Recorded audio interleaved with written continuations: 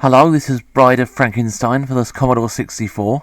Don't know whether you've ever seen the film Bride of Frankenstein. Great horror film. I think that Boris Karloff is the definitive Frankenstein's monster. Actually makes him a real character. Someone we sympathise with. And I'm not sure whether anyone involved in the making of this game has ever actually seen Bride of Frankenstein. And she looks like the sort of character you'd expect to see behind the bar in some dodgy East London pub. Here you going, sweetheart? You're a big boy, ain't ya? You want to pull upstairs for a few minutes? My old man's long gone. He expected he buggered off as soon as he could saw through his leg irons. Either that or he died on purpose. There he is, green for some reason. And this thing where you change screens is a flipping nuisance. Leaves at the bottom of the screen and then appears in the next screen at the bottom of the screen. So you just kind of keep flicking backwards and forwards. And these flipping ghosts. I mean, once one appears, that's more or less the end of the game. There's just nothing you can do about it whatsoever. You can't outrun it. No, certainly not. And how difficult would it have been to have just looked at a picture of the bride? And since when did she look like that, for crying out loud? Even on the box art of the game, she looks kind of like how she looked in the movie. When she first comes to life, she starts screaming in horror at the monster. And why have that effect on women as well? I think if she looked like this, the monster would have been the one that started screaming.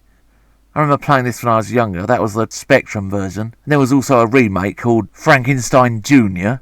So what, he's the son of the scientist then, is he? It looks like he's got Monty Mole behind her there. Yes, they remade this a few years later. I don't know quite why they bothered, because it's exactly the same game. Except the playable character would look different. I mean, that's just the same as this. It's just wander around, get killed by a flipping ghost. That's about it. And here we go again. Maybe it's the ghost of Mary Shelley, come to get the programmers of this game. There doesn't seem to be any health bar whatsoever, so it's impossible to tell how much life you've got left. Probably not very much. And why does it take so long for them to bloody die? Apparently you've got to find a load of organs so you can transplant them into Frankenstein's monster, including a brain. I think for a laugh they should transplant him with the brain of Bruce Forsyth. We imagine that, if Frankenstein's monster comes to life, sits up and goes, "Nice to see you, nice." Don't think you'd think this was a good game though, somehow. No, in fact I'd say this game is a complete bloody dead loss. And quite often you get stuck on the same point as the ghost and you can't move. There's absolutely nothing you can do about it whatsoever. That's alright, take your time. I'm sure the monster doesn't mind waiting for your moment of love-making. I think he'll want to go underneath. He's already had one big electric shock. I don't think he wants to burn his arse on the light bulb. I don't know what you're supposed to be doing. There just doesn't seem to be anywhere to go, to be honest. 2 or 3 blooming rooms, that's it.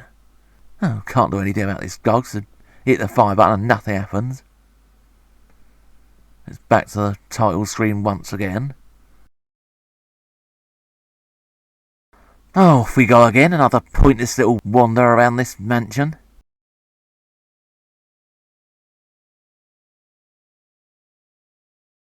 Here we go again.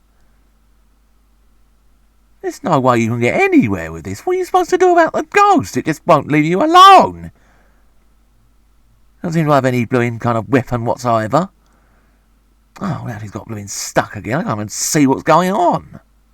Oh, looks like he's got killed again. What an absolute load of crap. Complete waste of bloody time. Why they bother?